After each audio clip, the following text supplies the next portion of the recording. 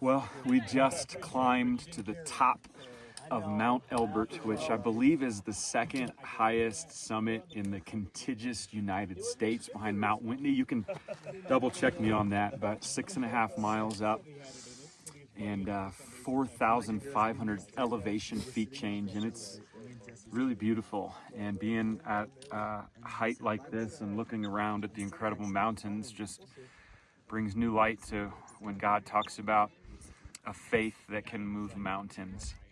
And I want to talk about that for just a minute.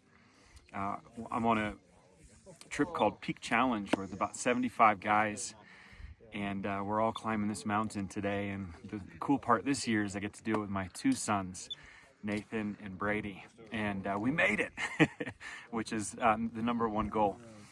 But I want to talk about how decisions that you make today can impact just generations on, because that's our theme this year at Peak Challenge. It's all about legacy and the fact that, of course, what Christ has done for us and us believing in Him and following Him is our greatest legacy.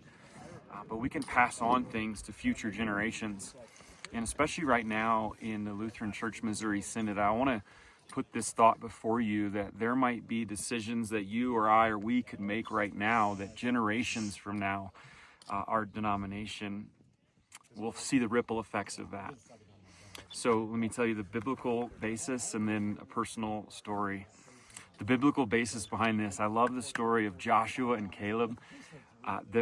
They were two of the 12 guys that Moses sent to spy the promised land only months after getting out of Egypt.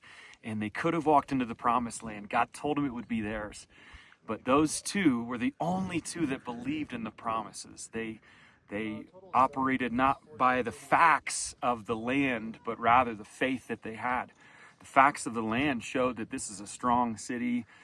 The descendants of Anak, the Nephilim, which were like these 9 feet tall, Goliath is one of them, type of people are there.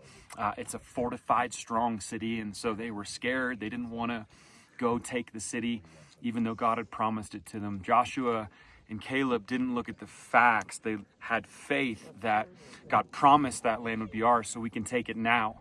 And sadly, they were stoned. Not the Colorado version, by the way, of stoning. In case you're wondering, it's the whole community wanted to stone them.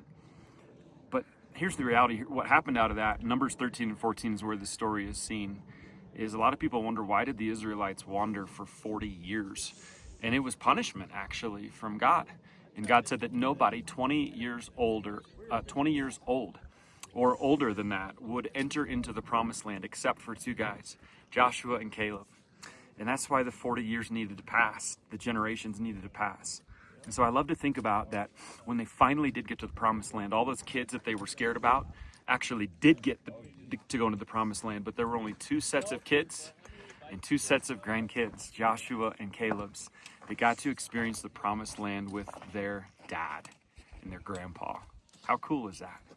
The decision that they made 40 years prior to that had ripple effects in their 2 families. When I look at my personal story that is very much tied in with the Lutheran Church Missouri Synod, my great-grandfather, C.R. Zehnder, decided over 100 years ago to be a pastor. And because he made that decision to serve the Lord, it's caused ripple effects. I see my grandpa, Ron, also chose that and was called by God. My dad, Mark, also was called by God and became a pastor, and then 4th generation Lutheran Church Missouri Synod. And not only did the men make incredible decisions, but the legacy of the women as well that were incredibly supportive and God-fearing women. And so I like to think about the fact that my grandpa made a decision 100 years ago. My great-grandpa, never even met him, and yet I'm still feeling the ripple effects of that. And so think about that for you personally, and then also for our church body right now. Is there might be something you can do today. There might be a decision that you or I or we could make today that would have ripple effects 100 years from now. And as I look out at these mountains, makes it a little easier for me to choose faith over facts and believe that God has a bright future, not just for you personally, but for our church body.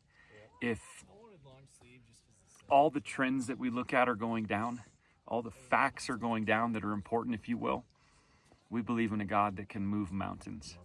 And so let's believe and let's have faith. And let's make decisions today that'll have ripple effects, generations. Thanks so much for listening.